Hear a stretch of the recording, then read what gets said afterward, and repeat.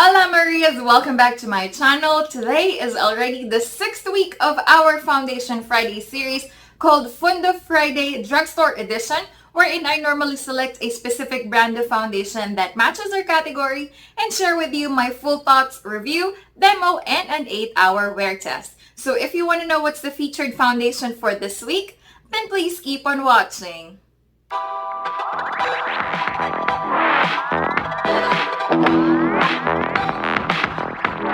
Alright, so ito nga, and tinanggal ko na yung seal niya. Ngayon, papakita ko sa inyo yung swatch niya. So, ito yung itsura niya. Ayan. Ayan yung kanyang shade. And yung kanyang texture. Alam mo talaga na mattifying lotion. Mattifying foundation siya kasi powder finish siya kapag na-spread mo na. So, let's proceed with the application. If you are new to my channel, Funda Friday series is where I normally wear a specific, talaga ba? A specific foundation dito sa side ng face na to using a brush and lalagyan natin ng primer and ibabake natin siya. While on the other side, i-apply natin using a sponge, walang primer, and isiset lang ng powder at hindi ibabake.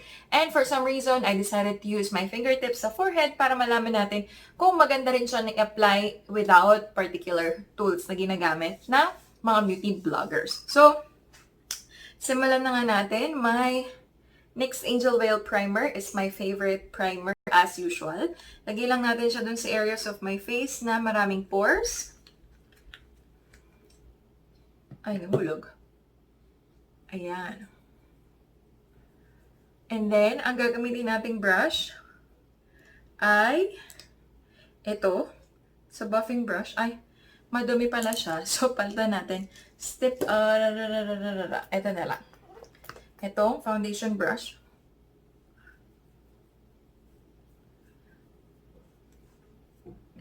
And, ayan. So, maglalagay tayo. Mahirap tansyahin yung ganito kasi nga, hindi naman siya by pump. So, ang gagamitin natin is, isang ganyan siguro. Ganyan. And, ganyan. Tapos, na-realize ko, fiber, natural hair pala to. So, linisin na lang natin to ng mabilisan. Oh no, ito pala. Meron pala dito. Ito yung gagamitin kong foundation. Applicator. So, ayan.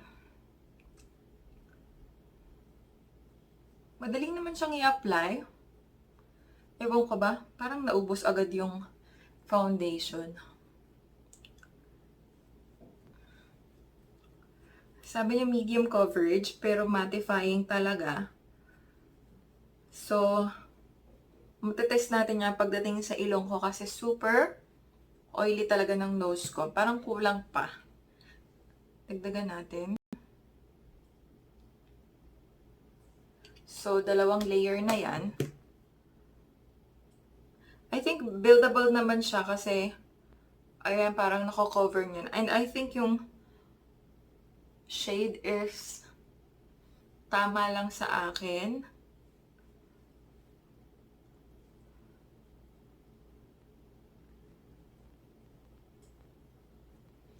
Pero, to be honest with you, hindi talaga ako fan ng super matte foundation.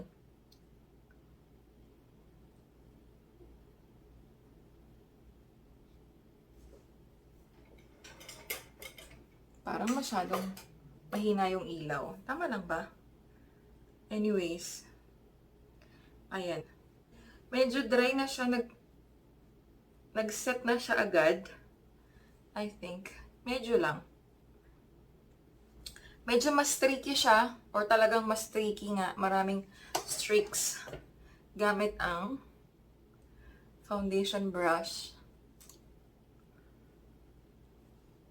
Pero okay naman. Sakto lang. So, proceed na tayo sa other side. Kung saan gagamit tayo ng sponge. So, 2 layer yon. So, first layer muna tayo. Ang hirap talaga pag walang pump. Hindi mo kasi talaga matansya eh. So, Apply na tayo. May amoy siya. Hindi naman ganun ka-strong. Pero, meron. Alam mo meron. At alam mo din na sinipsip lang ng foundation sponge yung foundation. Kakaloka. So, mas gusto ko talaga yung finish ng sponge, pero nandito tayo para i-test kung ano yung mas maganda. Feeling ko nanalo na yung sponge. Pero ako, personally, I use, sa clients ko, brush muna bago sponge.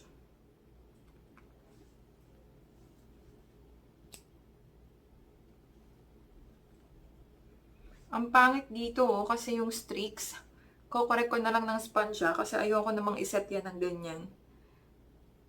Marahan lang naman para lang mawala yung streaks. Pero brush pa rin kasi yung ang effect naman effect pala is yung coverage. So the best way to apply this foundation is sponge muna bago brush. Hindi pwedeng brush lang. Kung sponge lang, medyo maaksaya siya sa foundation. Feeling ko okay naman yung shade sa akin. Sakto lang ba?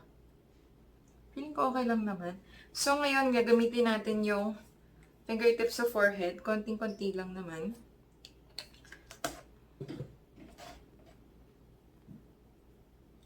Yeah, it's definitely possible na hindi gamitan ng sponge or brush. Kaya naman. Yun nga lang, make sure na hindi kayo pawisan pag nilagay nyo to kasi nagbubuo-buo. Ayan, may pawis na kasi sa gilid. Kasi ang init dito. Kaya, ayan. Medyo nagbuo-buo na siya sa gilid.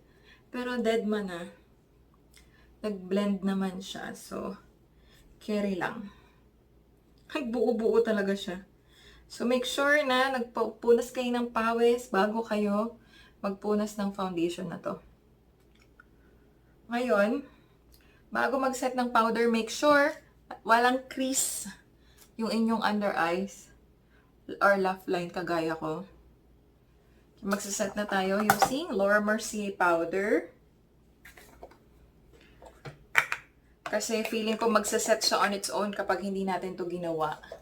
Kaya mag-set na tayo. Bake tayo dito sa kanan na may primer at brush ang ginamit.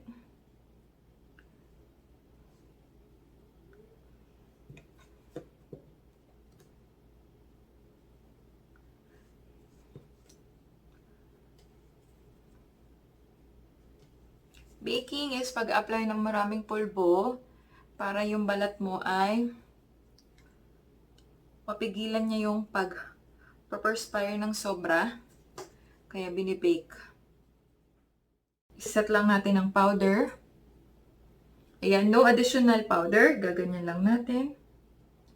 Para lang hindi siya basa na dumikit yung mga alikabok at kung ano pa. At hindi siya pangit kapag in-applyan natin ang other powder makeup. Yun lang. Ganyan lang ang setting. Kuha lang din tayo ng powder brush. And tap natin yung excess. Huwag na rin natin i-bake yung forehead. Wala namang masyadong eksena dyan. So, dito lang tayo magbabase ng baking. Alright, so that's it. Time now is 4 o'clock. So, 4 o'clock natin ilalagay yung set ng time for our 8-hour demonstration. So, this is the makeup on my face. Alright, so, i-dust off lang natin yung powder on this side kasi nga set lang siya, hindi naman siya bake. Pero dito, may baking talaga siya. So, I'll just wait for a couple of minutes and then I'll apply the rest of my makeup. So, time now is, it's now 4 p.m. sa aking cellphone. And I'll get back to you later once my makeup is done. And also, the time start of our 8-hour demonstration is 4 p.m. I'll see ya! Guys, this is how my face looks like in natural lighting. Hawiin natin ang cortina. this side of my face, which is the right side of your screen. Gumamit tayo ng sponge, hindi tayo nag-primer, tapos nag-set lang tayo ng powder. While on this side of my screen, or this side of my face, left side of your screen, naglagay tayo ng primer, gumamit tayo ng brush, and binake natin siya ng powder. So, ayan yung kanyang itsura.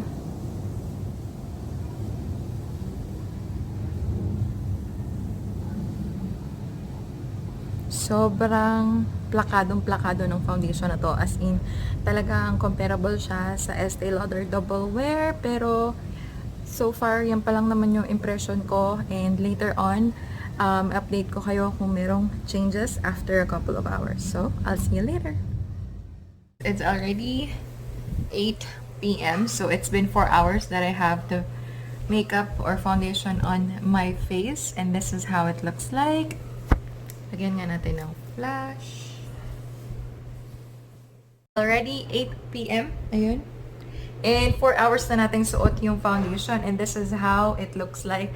Yes, nakabukas yung flash ko. Kaya makikita nyo yung itsura niya. Kung may flash photography, most probably ganyan ang itsura niya. Kasi nakalimutan ko mag-picture. So it is now 10 p.m. It's been 6 hours that I have this foundation on my face right now, and I'm starting to see a couple of things that I need to point out right now. Kasi dito, lumalabas na yung laugh line ko. Well, actually, meron talaga akong deep laugh line dito, kahit hindi pa ako ganun katanda. Compared dito, ewan ko siguro nung bata ako, mahilig akong dito lang ngumiti at hindi dito. Hindi nga sila pantay oh. Dito lang talaga malalim yung laugh line ko. And meron na siyang konting creasing na nagaganap. And meron ng very, very light na shininess on my nose. Hindi pa siya oily, shiny lang siya. But mind you, it's already 6 hours. But other than that, sobrang ganda pa rin niya. As in, wala naman ako masyadong makitang difference. Intact pa rin siya. It's really my highlighter na nagsashine right now. Except sa nose ko, except tong shininess na to. Hindi kasi ako naglalagay ng highlighter dito kasi nga, hindi naman maganda yung ilong ko na para maglagay dito ng Rudolph the Red-Nosed Reindeer Shininess Highlighter. Dito lang ako naglalagay ng highlighter para magmukhang mataas yung ilong ko. Other than that, sobrang ganda pa niya. Meron pa ba dito? Yeah, may foundation pa naman ako dito kahit papano. Kahit na pinawisan na. Intact pa naman yung foundation, pero pag pinahid mo, then talagang matatanggal siya kapag napawisan. But other than that, so far, it's still looking good. Sobrang ganda at sobrang plakado pa rin niya. Except nga dun sa mga, kung meron kang mga wrinkles, syempre mag-start na siya mag-settle ngayong 6th hour. Kasi dito, ayan o, crease. So, syempre yung mga wrinkles, magkikrease din yan. Nagkikrease na siya ng konti dito sa 6th hour. Pero mind you, my skin is combination to oily. Meron akong normal dito. This is the only oily part of my face. Other than that, normal to dry na siya. So, other than my nose, magandang-maganda pa rin siya. As in, super healthy looking pa rin siya. And yun nga lang, may creasing ng konti sa aking laugh line. But, again, it's only 6 hours and that is my update. I'll see you guys later on the 8th hour. Bye! It's almost 12 o'clock, so we're almost at the 8th hour of our test. Gusto ko lang ipakita sa inyo yung itsura niya sa personal. I mean, sa regular lighting, not in front of ring light. So, this is how it looks like. Nakatingin ako dito kasi yung dito yung mirror. Baka hindi naman tayo nakafocus at hindi in frame. So, sa personal, or kung makikita mo ako na malapitan at hindi naman ganun kabongga yung ilaw, yung regular lang, yung fluorescent light, and may konti tayong warm light, napakaganda pa rin niya. As in, may konting shininess na nagaganap dito sa ilong ko kasi wala pa ako nakikitang foundation na hindi talaga nag-oil up sa nose ko. But this time, napaka-less nung kanyang oiling compared dun sa ibang foundations that I've reviewed before. So, ayan, gusto ko lang ipakita sa inyo. Focus sa warm light na okay pa yung ating foundation. So, usually, sa mga parties at night, hindi naman ganun ka-bright yung ilaw. Pero, syempre, kapag pang umaga yung event like weddings or christening or anything na umaga talaga, syempre, may kita mo na yung mga pamumuo, konting pamumuo sa gilid ng ilong and also yung oiliness. Pero kung you're gonna use it for events at night, definitely tatagal to ng 8 hours nang hindi mo na kinakailangan mag-retouch. Or sa ika-8 hour mo pa lang, kailangan i-retouch yung iyong makeup, or actually hindi nga kahit mag-blot ka lang ng tissue, regular tissue, kahit hindi oily or hindi oil blotting paper or hindi ka mag-touch up ng makeup, just remove the oil, excess oil using tissue, pwedeng-pwede. So, let's go back to the studio.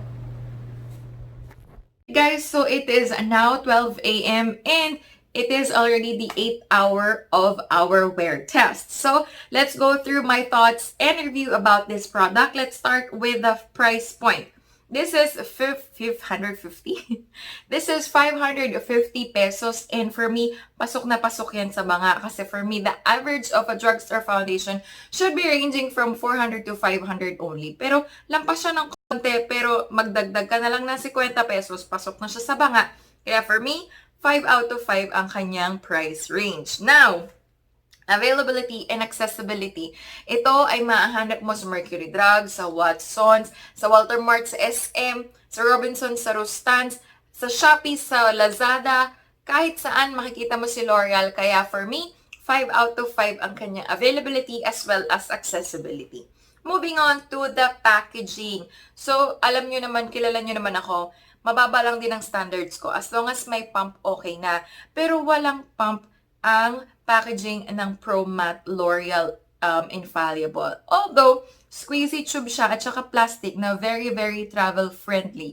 Iba pa rin kasi yung tawag doon, matatansya mo yung dami ng ilalagay mo sa face mo using a pump. Kasi kung ito nakita nyo kanina, medyo hindi ko alam kung marami na ba yun or konti pa yung aking nilalagay. So because of that, for the packaging, I'm only giving it a 4 out of 5. Moving forward to the shade range.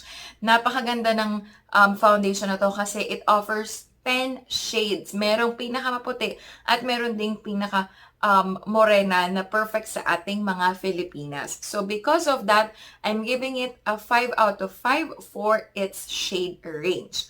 Now, for the formulation, it's very important that you know the formulation of the products you use, especially kung oily ka. Kasi syempre, kung oily ka na, hindi ka kukuha ng oil-based na product. But, because this L'Oreal Infallible promised to give you a mattifying finish that is up to 24 hours, very big plus for me na ito ay water-based. Yes, ito ay water-based. Although may mga silicone din naman sa kanyang ingredient. Pero the main ingredient is water. So for me, for the formulation, it is 5 out of 5.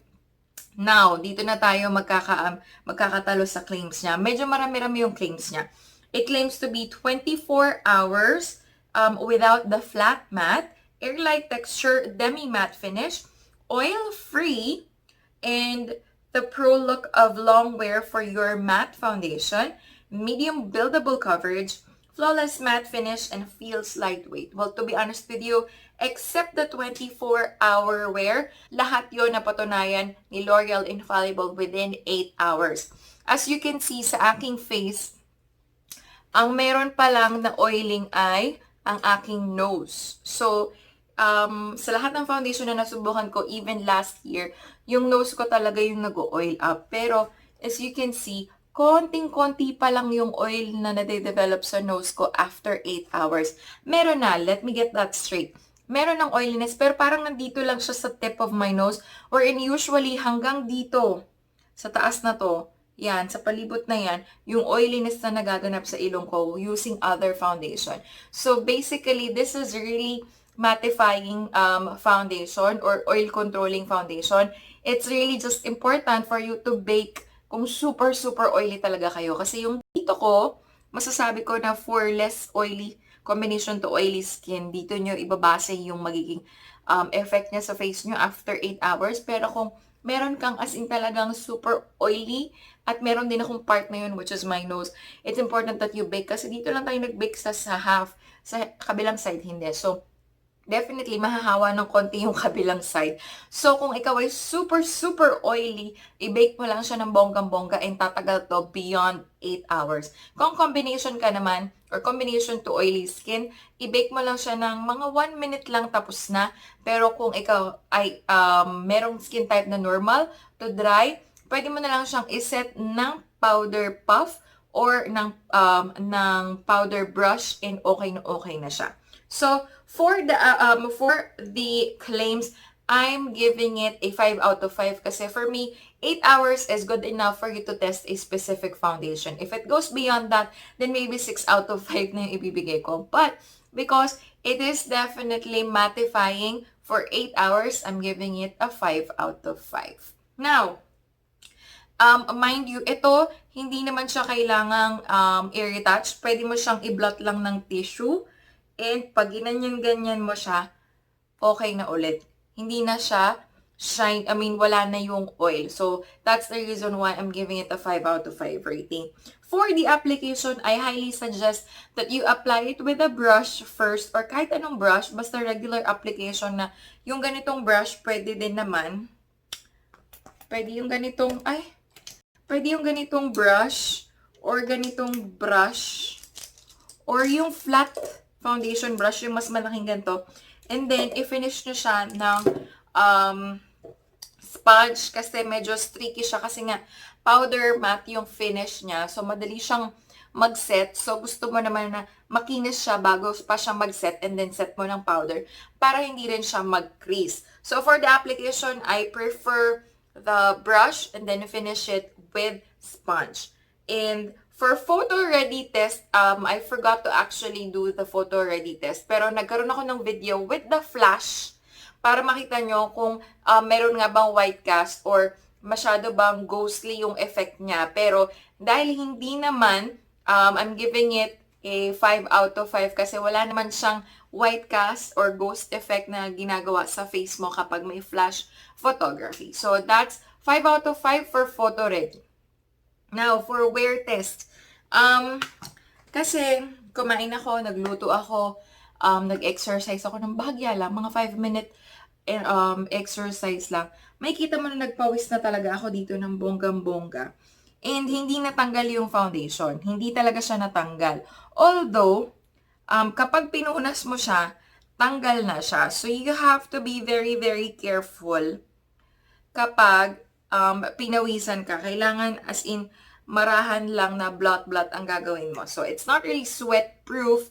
It's sweat-resistant. It's not waterproof. Kasi dito, syempre, uminom ako ng tubig. Medyo natatanggal na yung dito niya. But it's water-resistant. It did not actually promise to be waterproof and sweat-proof. But it's important na ito-test mo yung foundation mo kung makaka-withstand siya dun sa mga test na yon, di ba? So, it's sweat and water resistant but not sweat and waterproof. Now, sa creasing naman, ayan, kasi nga hindi din tayo nag-bake dito sa side na to. Although, mas malalim talaga yung aking laugh line dito, hindi mo yan maiiwasan. Kaya, importante nga na iset mo agad siya ng oily skin. So, for the wear test, I'm giving it a 5 out of 5 kasi super plakado talaga niya up until now na 8 hours na ang nakakalipas. So, for the longevity, obviously, 8 hours na, again, 8 hours na po ang face na to. At parang akala mo, kalalagay mo pa lang ng makeup. Except, kung ikaw ay makakasalubong ng kapwa mo makeup artist, then definitely they will notice a lot of boo-boo or a lot of disappointment on this foundation. Kasi syempre, may kita nila yan face-to-face na, ay, may creasing, ay, may oiliness. Pero, in the naked eye of layman's or kung yung mga regular na tao, as in plakado pa ang dating ng foundation na to. Pinakita ko pa nga sa inyo kanina, anong itsura niya under warm light or regular lighting na fluorescent lang at hindi LED light. So, for the longevity, I'm giving it a 5 out of 5 rating. So, that's it for today. The question, if I will recommend this, definitely, I will highly recommend this for its availability, for its price, for the longevity, for its formulation. You definitely have to try this foundation. Hindi ko nga alam kung bakit Hindi ko siya dati pa na-discover. I've tried it before but I did not wear it. Siguro parang tinest ko lang siya. And I didn't like it kasi sabi ko super matte and I'm not fan of matte foundation. But the claims of this foundation is true that it's not flat matte and it's giving you, ano nga yung sabi niya, flawless matte finish talaga siya. So that's it for my thoughts and first impression review of the L'Oreal Infallible Pro Matte Foundation. I hope nakatulong to for you to decide whether or not you want to try this foundation. And sana i-share nyo ito sa inyong friends or relatives na nag-iisip or nababalak na i-try ang foundation na ito. So thank you so much for watching and I'll see you on my next video. Goodbye!